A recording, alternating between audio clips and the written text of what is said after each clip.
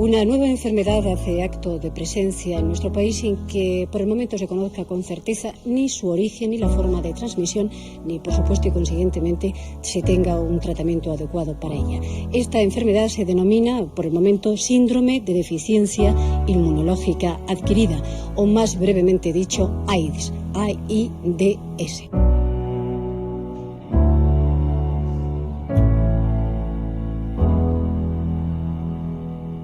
Soy Roy Galán, hijo de la transición, criado por una familia homomaternal en la que una de mis dos madres era seropositiva y falleció debido al virus. Parece ser causada esta enfermedad por un virus no identificado, pero que se manifestó de una manera activa en la costa oeste de Estados Unidos en el año 1980, que se extendió lentamente por todo el país y que terminó alcanzando al continente europeo en el año también 1980. Soy Mar Vera, trabajo en la unidad de infecciones de transmisión sexual VIH del Centro Sanitario Sandoval, que es una clínica monográfica de enfermedades venéreas.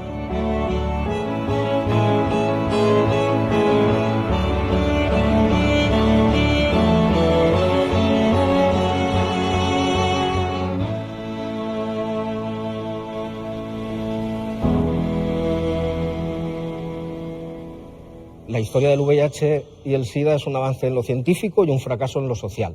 Y es una gran deuda que tenemos con nuestros muertos. Esta gente murió, muchos luchando, pero otros también murieron con la vergüenza. O sea, muchos verdaderamente la enfermedad te comía. Muchos tuvieron que volver a casa de sus padres, unos padres y madres homófobos. Muchos tuvieron que callarse, muchos tuvieron que tragar, muchos tuvieron que aguantar. ¿Ves cómo te lo has buscado? Por pecador, por maricón. Entonces creo que esa gente, esa generación, fue mucha gente, que se perdió, no solo se perdió de una manera ingrata, sino que además no están reconocidos. No se conoce cura alguna para esta dolencia. Nadie sabe exactamente cómo se contrae ni cómo se contagia. Entró en el 81 cuando un equipo del hospital en el que trabajaba entonces, que es el Vall d'Hebron de Barcelona, el equipo de Jaume Vilaseca llevaba un paciente que fue el primer caso que se publicó de SIDA en España, y yo fui a verlo porque estaba rotando en dermatología y fui a ver las lesiones de sarcoma de Kaposi. Lo único cierto parece ser que el agente contagioso del SIDA es un virus por ahora desconocido que hace vulnerable a los afectados a enfermedades que en circunstancias normales no serían una amenaza para ellos. Y primero llegó a Sitges.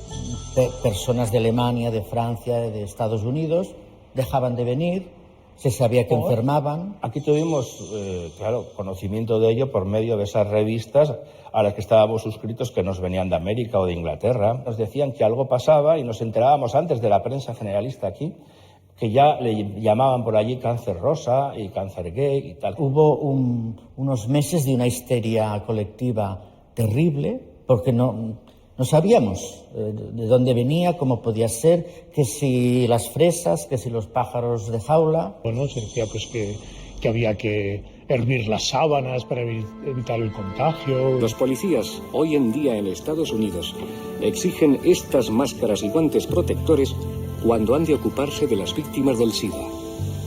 Los guardianes de las cárceles han solicitado trajes protectores. Las funerarias se han negado a ocuparse de los cuerpos sospechosos de SIDA.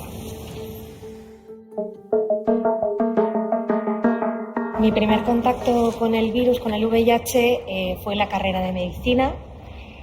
Recuerdo la clase que la profesora trató de explicarnos que era producido por un virus, que era un virus un poco particular y que afectaba principalmente a las 4 Hs, a heroinómanos, hemofílicos, homosexuales y haitianos. ¿Y qué reacción había entre tus compañeros y compañeras de clase, ¿no? Con algo tan novedoso? Si tenían miedo o tú misma, ¿no? Mucha gente pensaba que con el contacto, con abrazos, besos, compartir cubiertos con tus convivientes, pues pensaban que se transmitía. Y yo muchas veces en las prácticas veía cómo apuntaban en la parte superior de un folio a derecha un punto rojo, una cruz roja, señalando pues que era el paciente VIH positivo. Nos avisaban con antelación, cuidado al tocarle, cuidado luego limpia bien la consulta. Advertencias que con el tiempo hemos visto que realmente no son las vías de transmisión.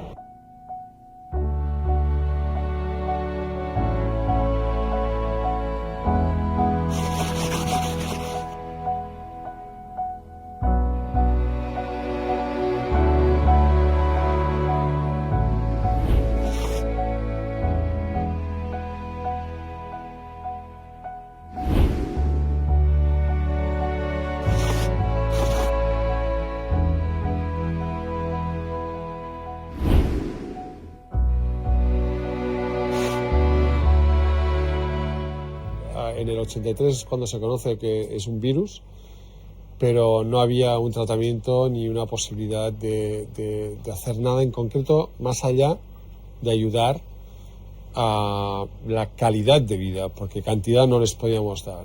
Para empezar, no había ni siquiera tratamientos para poder hacer frente a la enfermedad, con lo cual estabas en una situación totalmente vulnerable, a la espera de que apareciera algo en el mercado farmacéutico que pudiera darte una esperanza de vida. Tuve mucha suerte porque de aquella época el 70% en Cataluña murieron y un 30% hemos sobrevivido hasta hoy.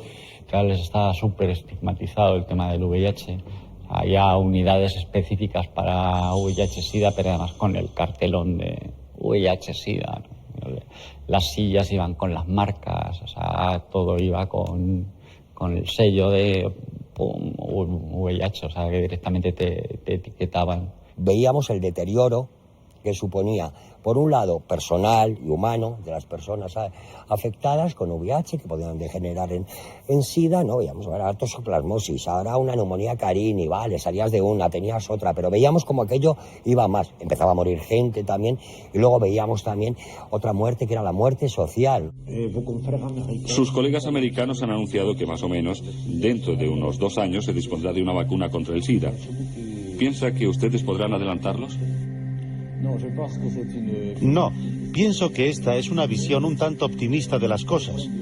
Se trata, pues, de un trabajo a largo plazo y yo personalmente me inclinaría más a hablar de 5 que de 2 años.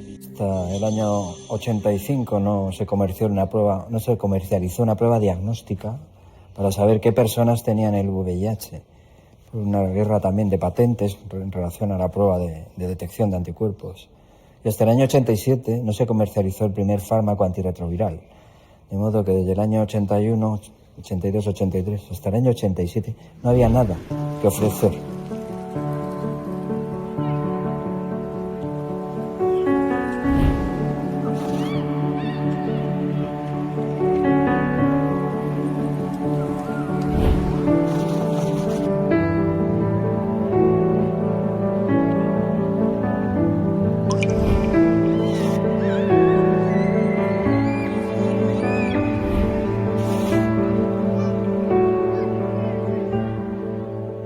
Desde el colectivo se vive al principio de una forma un tanto conspiranoica, ¿no? Es decir, se tiene la sensación de que es un virus que ha sido creado artificialmente para reprimir la homosexualidad o el consumo de drogas. Los primeros momentos del VIH fueron difíciles para el colectivo homosexual. Supusieron además que entre los activistas se opinase que no debíamos, por ejemplo, hacer campañas de prevención del VIH, porque lo que estábamos haciendo era estigmatizar aún más a las personas homosexuales. El movimiento LGBT al principio no quería trabajar el VIH. Decíamos, ¿pero por qué tenemos que trabajar el VIH? El VIH es un tema sanitario. Y como es un tema sanitario y nos lo están queriendo lanzar encima, que nos dicen que esto es el cáncer rosa, que esto es la plaga de los homosexuales, oiga, mira, primero esto es mentira. Y segundo, si hay un problema sanitario que se encargue el Ministerio de Sanidad o la Consejería de Sanidad, ¿a mí qué me cuentan? Los grupos gays que había entonces les costó mucho enarbolar la bandera del SIDA. Hay que reconocer que eso sí fue un gran fallo y muchos alegaban que era como sigamos por aquí, la ecuación SIDA igual a maricones la vamos a potenciar mucho más. Los medios no favorecían ser cautos y dar una información rigurosa, sino que igual aportaban más dudas. Justamente en ese sentido, recuerdo que se creó una comisión ciudadana para canalizar la información. Éramos representantes de los distintos colectivos, entre comillas, afectados. La revelación de Hudson conmocionó a medio mundo. Revistas de todo tipo dedicaron sus portadas a la noticia y comentaron durante semanas el caso con todo lujo de detalles. El SIDA había llegado a Hollywood.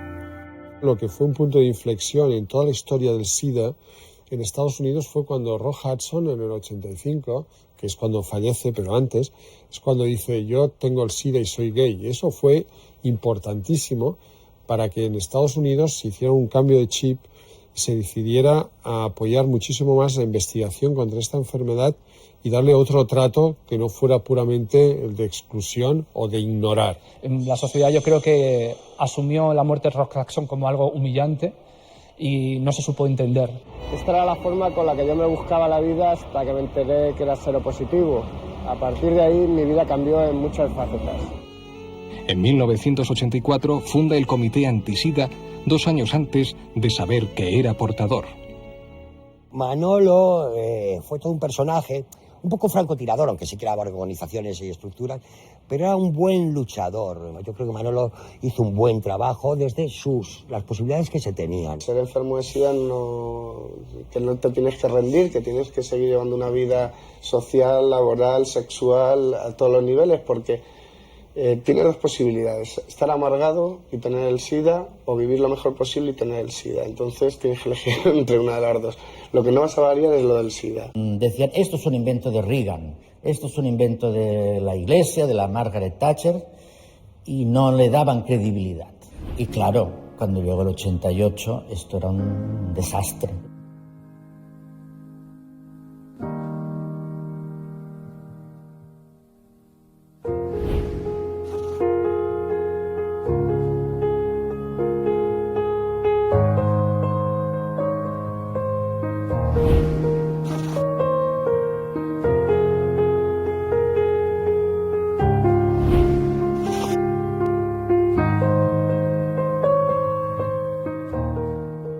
Yo recuerdo a Jordi Petit a principios de los 90 y él me comentaba que en Barcelona habían mantenido este fuerte enfrentamiento entre aquellos que opinaban que había que luchar contra el VIH o había que dejarlo apartado.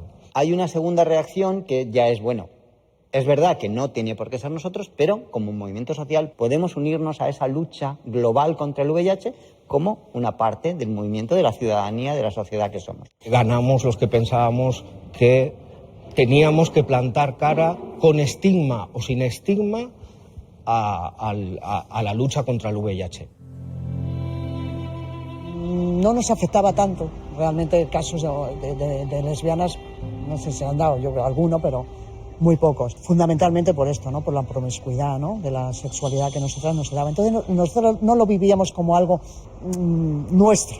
Pero yo creo que esto dura poco, porque en realidad lo que sucedió es que el SIDA sí activó otra vez las alianzas entre gays y lesbianas. Yo creo que aquí lo vimos bastante claro con los colectivos más radicales. Por ejemplo, entre LSD y la Radical Gay, ahí hubo una colaboración desde el comienzo con el tema del SIDA. Éramos amigos y amigas. Y además, también en aquella época, yo creo que ellas también veían la necesidad de que surgieran nuevas voces, nuevos compromisos y nuevas formas de lucha de lo que la realidad lésbica implicaba. Pensar que las mujeres lesbianas no podían ser seropositivas era presuponer que sus prácticas sexuales eran de determinada manera, muy concreta y muy relacionadas con un erotismo superficial y muy poco genital. Las activistas lesbianas que están en el LSD ven que el SIDA es una cuestión que a ellas también les toca, aunque solo sea porque sus amigos están enfermando y algunos están muriendo.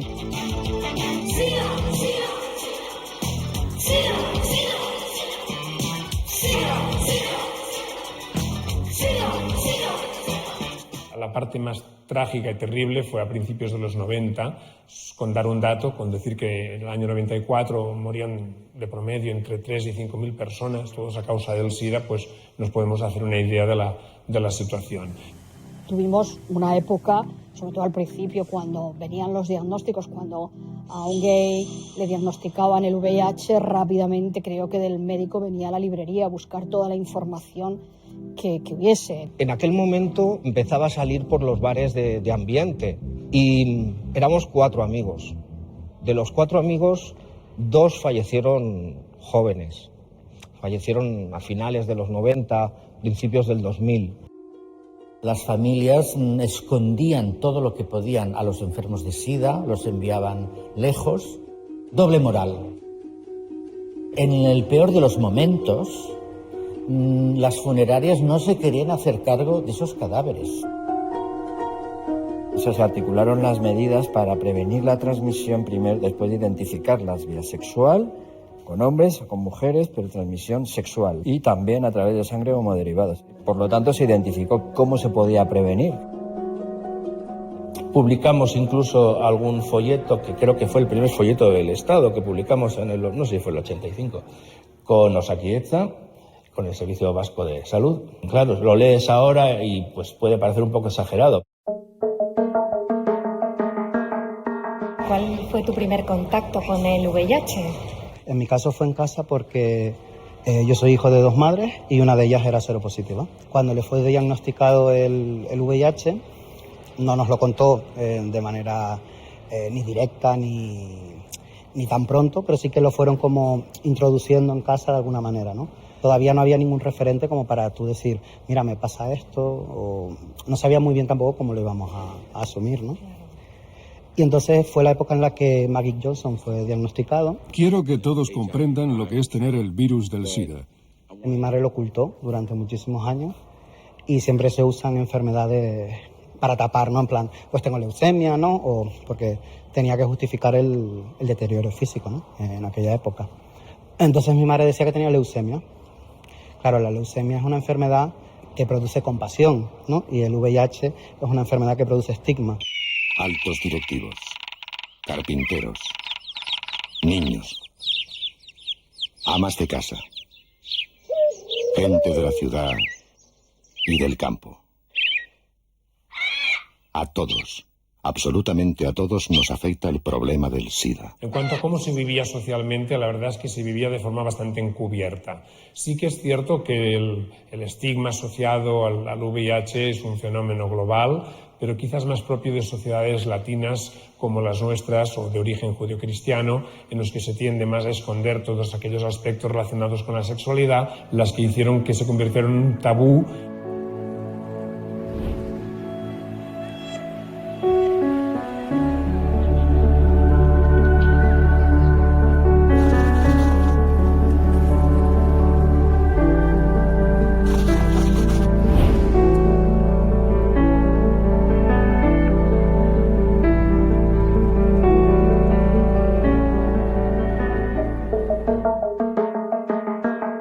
Nosotros nos mudamos a un pueblo muy pequeñito, ¿no? Con esa idea de irte de todos lados, y vivimos ahí unos años.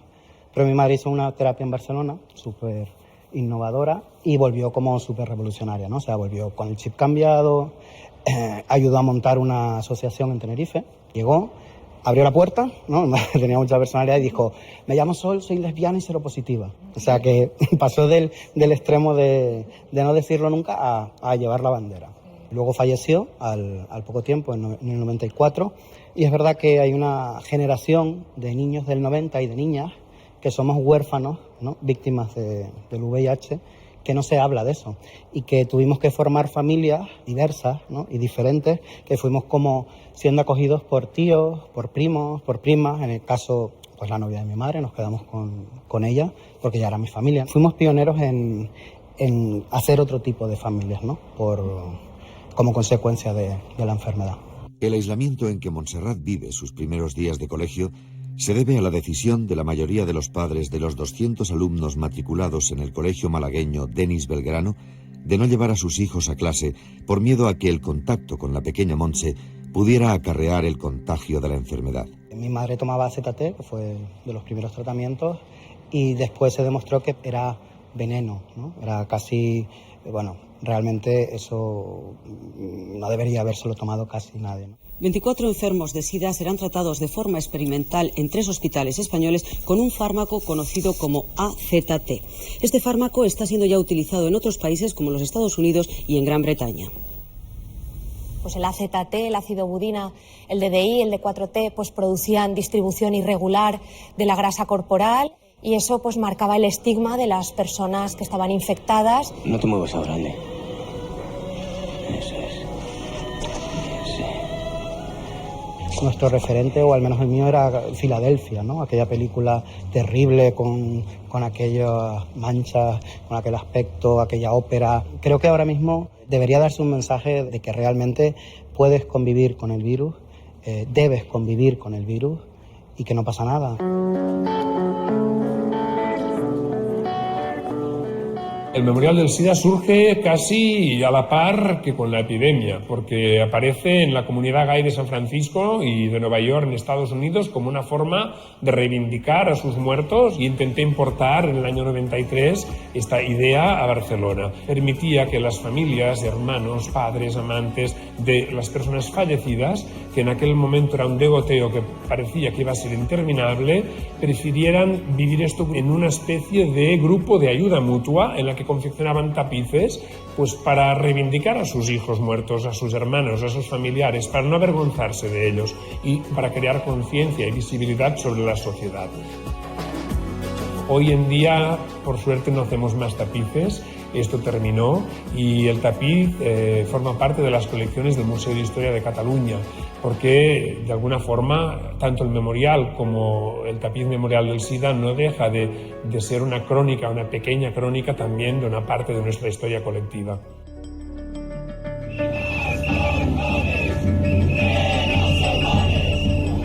Enseguida vimos claro que había que salir a la calle, había que denunciar. Entonces empezamos a hacer acciones el 1 de diciembre, mientras que las acciones que se planteaban entonces de los comités anti-SIDA eran un poco más lúdicas, las nuestras empezaron a ser un poquito más drásticas, ¿no? Era de, a ver, aquí tenemos que salir y protestar, ¿no? Nos dimos cuenta que era muy importante que no se hacía prevención.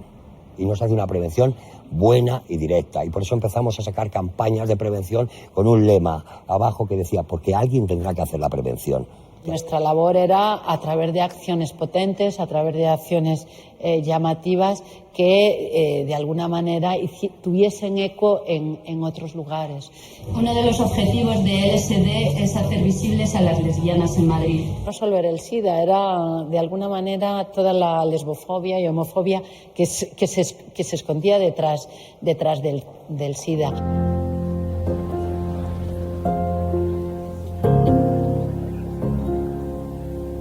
El SIDA fue un lugar de encuentro y de resistencia a través de la vulnerabilidad.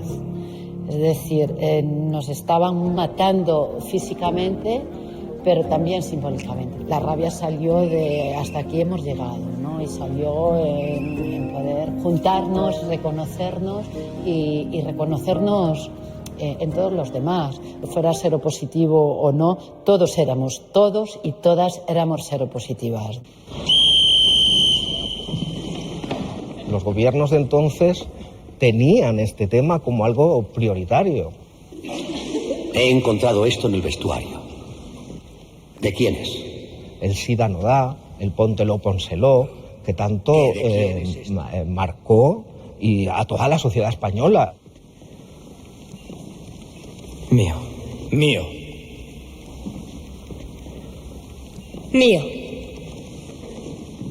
Para mí el SIDA no da es una campaña que sigue siendo actual en el 2018. Será necesario campañas anuales para recordar a la población el uso del preservativo u otras medidas de prevención. El sector de la población española que más utiliza el preservativo es precisamente el de hombres homosexuales, bisexuales y transexuales.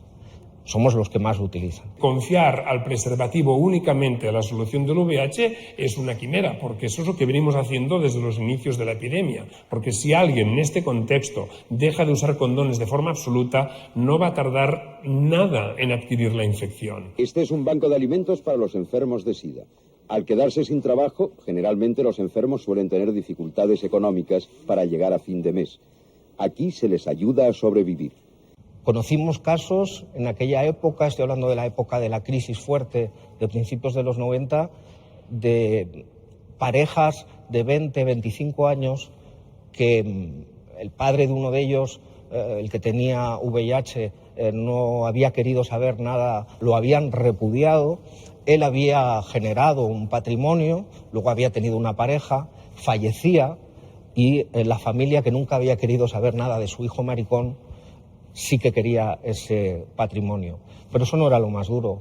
Yo conocí algún caso en el que los padres del que estaba falleciendo no dejaban, no permitieron que su pareja estuviese los últimos momentos de la vida de su amor. Es que a la vuelta del funeral de tu pareja, la familia del difunto, si él era el arrendatario del piso, te había tirado todo a la escalera, a la puerta del rellano, y había cambiado el paño de la puerta y tú no podías entrar. Eso es muy duro. De ahí empezamos a reclamar pues, los derechos de pareja. Yo siempre digo que el VIH permitió dos cosas, a lo mejor es hasta perverso decirlo, pero permitió que por primera vez las organizaciones LGTB empezásemos a tener recursos de las administraciones públicas, porque veían que había un colectivo que se había empoderado y que estaba luchando contra el VIH, pero también conseguimos ponernos las pilas para conseguir el matrimonio igualitario.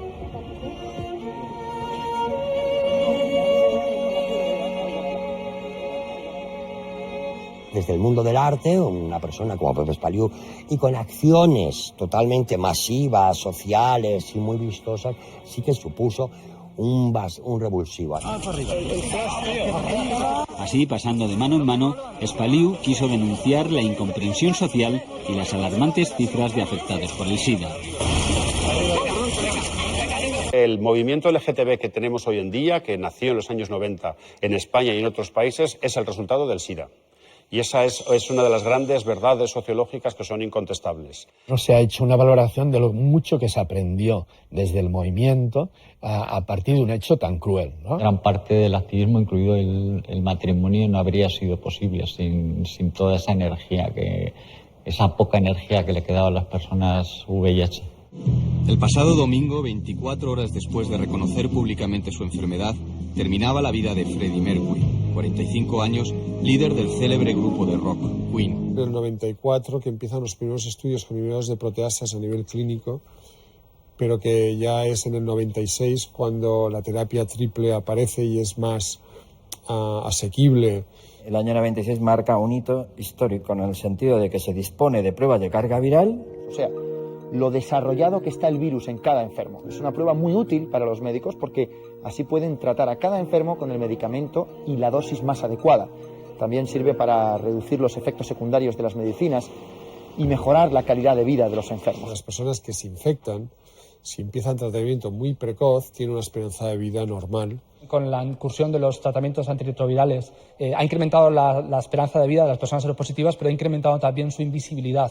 Y lo que hace es que en la sociedad española no existan personas famosas que quieran dar ese paso adelante. Carecemos de esa imagen, de ese referente que ayude a la normalización y a la visibilidad del colectivo de personas con VIH en España.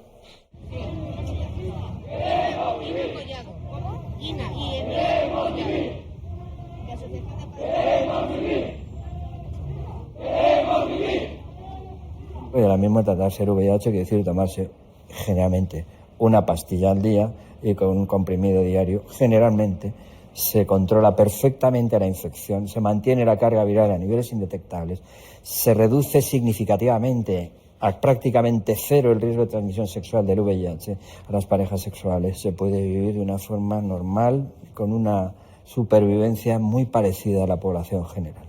Pero por desgracia esto no sucede en todas partes y de nuevo en África solo la mitad de las personas que tienen SIDA pueden recibir tratamiento y además el tratamiento que reciben no es el más óptimo. Hay que tratar a toda la gente VIH positiva, viva donde viva. Tendríamos que estar en un momento en que hubiera países libres de SIDA porque hubiera unas medidas preventivas suficientemente implantadas a nivel social que permitiera que todo el mundo estuviera protegido. La ignorancia de los demás,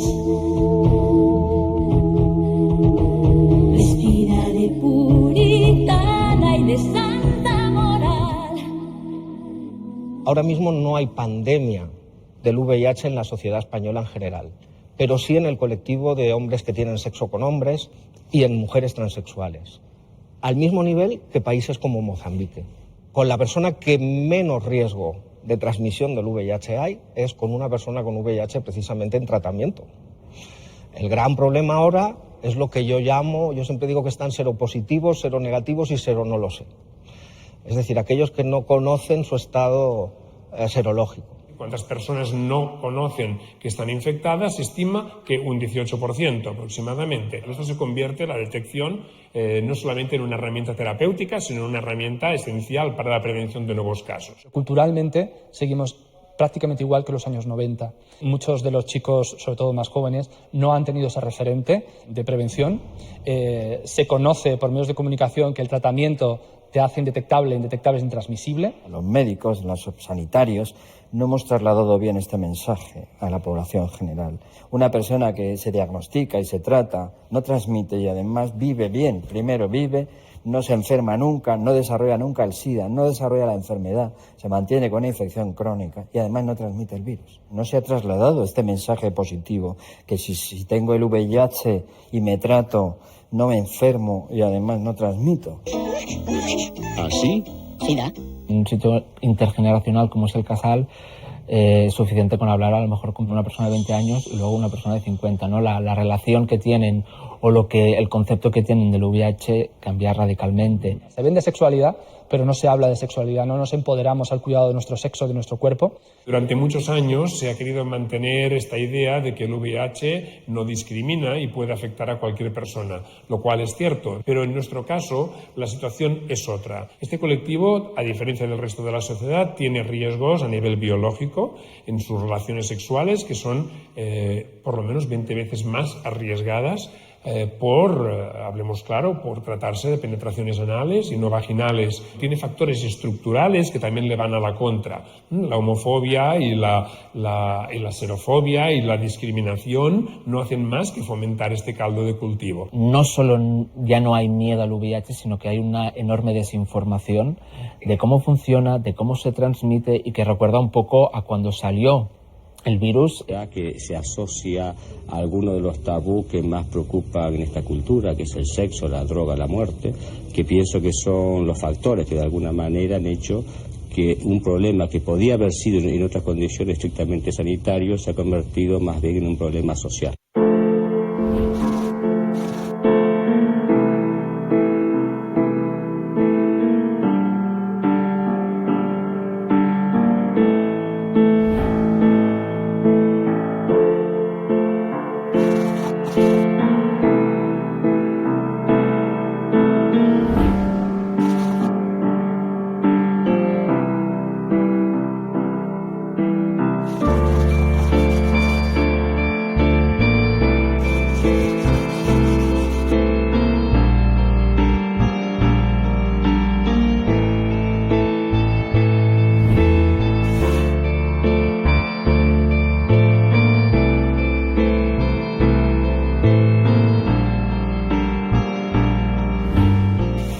Que nos enfrenta a algo que es muy moral, cómo las personas van a tener sexo aparentemente desprotegido, pero a la vez cuidarse. Como en España hace años con la píldora, como una mujer podía empoderarse, tomar ella la iniciativa de no quedarse embarazada y tener el sexo de la manera que ella quisiera. Yo creo que a nivel español nos encontramos con una homofobia institucional que hace que no entendamos que la profilaxis es algo preventivo, que viene a ser hasta un derecho de sexualidad. En el momento actual, disponiendo de la PrEP, que está en versión genéricos y que es muy eficaz, no hay ninguna excusa para no poderla proporcionar gratuitamente a las personas que están en riesgo alto de infectarse. A mí me parece alucinante, habiendo vivido lo que he vivido, o sin haberlo vivido incluso, cómo no existe muchísima más información en los institutos, en los centros, y sobre todo que estas campañas siempre van dirigidas a los hombres, ¿no? En la mayoría de los casos, y las mujeres quedan relegadas, como si las mujeres solamente el único peligro que tuvieran fuera el de quedarse embarazadas, pero nunca la enfermedad. Yo creo que esto le puede pasar a todo el mundo, de diferentes culturas, de diferentes niveles socioeconómicos, a todo el mundo. Y sí que es verdad que las campañas de prevención muchas veces van dirigidas al colectivo de hombres que tienen sexo con hombres. Muchas mujeres, de hecho, pues nos manifiestan su queja y no saben pues que tienen que protegerse ya no solo por el riesgo de embarazo, sino por el riesgo de adquirir cualquier infección de transmisión sexual, entre otras el VIH. Esto también es importante. A veces vemos chicas muy jóvenes que han adquirido una clamidia, una gonococia, y no saben que eso también puede conllevar el riesgo de transmisión del VIH. Yo creo que aquí el problema que hay en el hecho de que no se traten, incluso desde las instituciones, las enfermedades o las infecciones de transmisión sexual entre mujeres, tiene que ver con la propia consideración de no sexo, que es lo que tienen las mujeres, que es lo que tenemos. Entonces yo creo que eso es un problema ya no solo de carácter sanitario, sino que es un problema de carácter social. Y seguimos teniendo una asignatura pendiente, que es la educación sexual. O sea, si al final tuviesen una asignatura que se llamara, yo qué sé, diversidad y cultura, no sé, me lo estoy inventando, pero una asignatura que hablara de todo esto, evidentemente tú ya vas con otro pensamiento y otro enfoque cuando te encuentres con estas realidades que te vas a encontrar. Cuando se aborda la educación sexual es una educación heterocentrista, en el que solo se habla de la reproducción sexual. Es que no se habla de enfermedades de transmisión sexual en el colegio. Y perdona, pero el máximo repunte de enfermedades de transmisión sexual es en los jóvenes.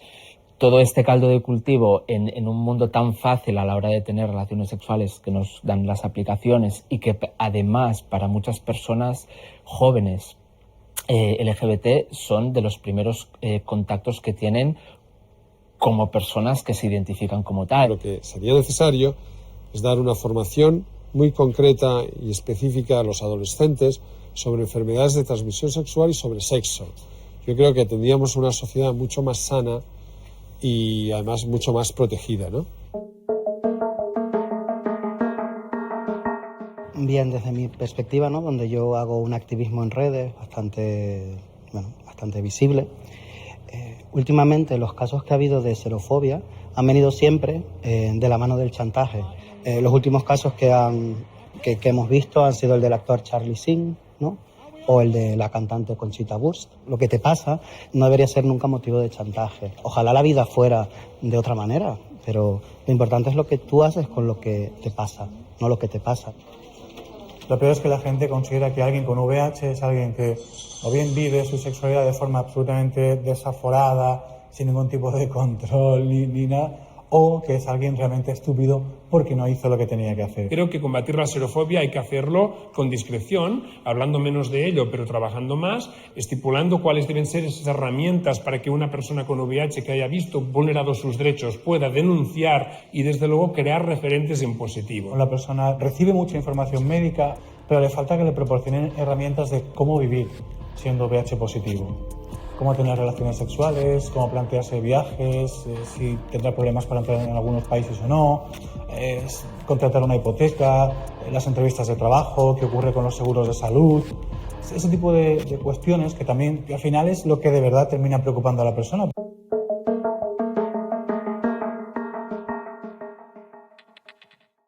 Hemos visto en los últimos años un incremento en el consumo de drogas psicodislépticas, sustancias recreativas para tener sexo desprotegido, sexo duradero durante más días y placentero, y eso incrementa la posibilidad de transmisión de cualquier infección de transmisión sexual y también del virus de la hepatitis C, porque hay algunas drogas como la mefedrona o la tina, la metanfetamina, que incluso se están pinchando, lo que llamamos el slam sex, Y eso también hay que, llama la atención la falta de campañas de prevención en este sentido, porque son pacientes ya VIH positivos que están adquiriendo otras infecciones de transmisión sexual, y el tema del consumo de tóxicos es un tema bastante preocupante, que muchas veces produce un deterioro físico y emocional en el paciente. La necesidad de vinculación, pertenencia al grupo, relajarse en cuanto a su sexualidad, poder disfrutarla sin ningún tipo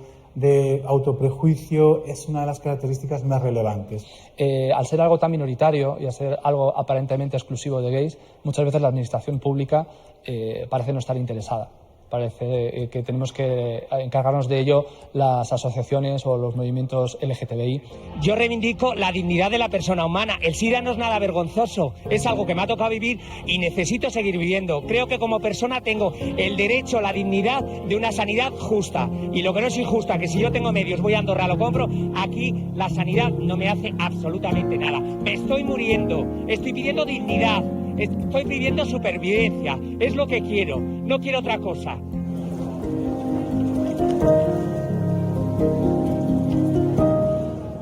Muchos avances científicos, el tema de la vacuna terapéutica, que ya se les está aplicando a muchos pacientes, pues una inyección mensual o trimestral, y eso pues evitaría el tener que tomar una pastilla todos los días. Hay una línea de investigación que es la vacuna terapéutica. Hay diferentes líneas. Una de ellas es hacer que las personas seropositivas controlen de forma natural a través de esa vacuna el virus sin tener que tomar tratamiento, y luego está la vacuna que más diseñada para personas seronegativas para que no la adquieran. Eso lo veo a más largo plazo.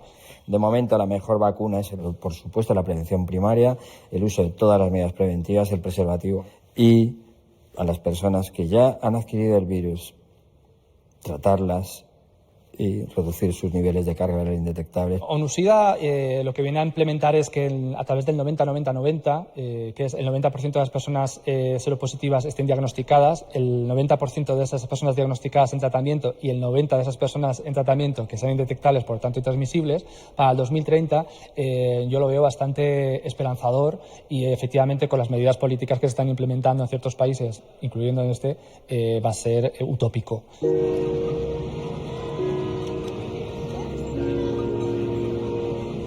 El futuro, no lo sé, no sé si está cerca o lejos, si hay una cura, si no hay una cura. Creo que sea algo positivo, porque a todo hay que buscarle algo positivo, es que hemos podido ejercitar la empatía, es decir, ponernos en el lugar del otro. Creo que te haya tocado más cerca, te haya tocado más lejos, va a ser algo que nos va a haber mejorado como seres humanos, ¿no? Ojalá esto sirva para no volver nunca a reproducir cuestiones de opresión o de rechazo al otro por una cosa que puede suceder o no.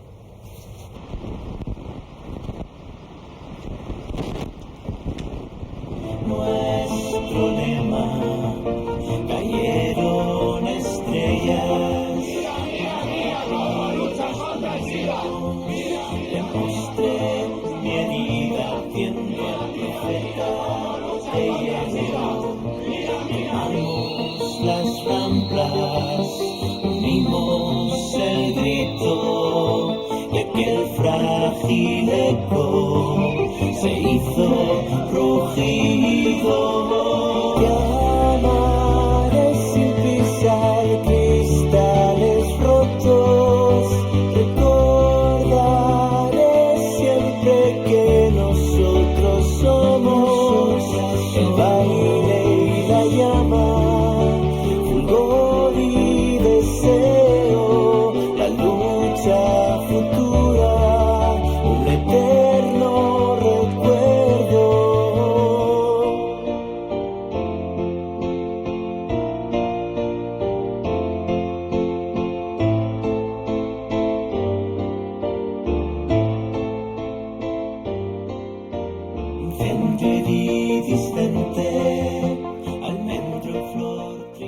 Hola, José Luis. ¿Cómo estamos? Hola. ¿Qué tal? Encantado. Encantado. Un honor, Los Harris.